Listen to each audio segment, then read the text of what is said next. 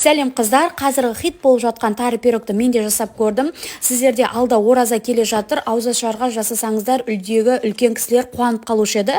Ең алдымен тарының үстіне ыстық сүтті құйып бұқтырып қоямыз. Содан соң ерітілген сары май және де осылай жұмыртқа, қант барлығын жақсылап араластырып аламыз. Мөлшерлерін төменге қалдырып кететін болам.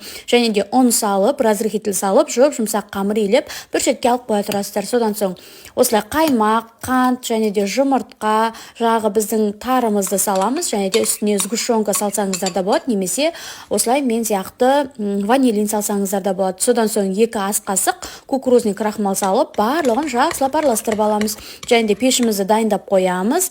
Біздің жағы қамырымызды осылай біздің табамызға жайғастырып аламыз, және де осылай тарылы массамызды құйып, жақсылап осылай ұрғылап жібересіздер ауасы шығу үшін, және де 180 градуста 20-30 минутта пісіп шығады. Мінекей қараңыздар, өте жұмсақ, аузыңызға салсаңыз еріп кететін пирог шығады.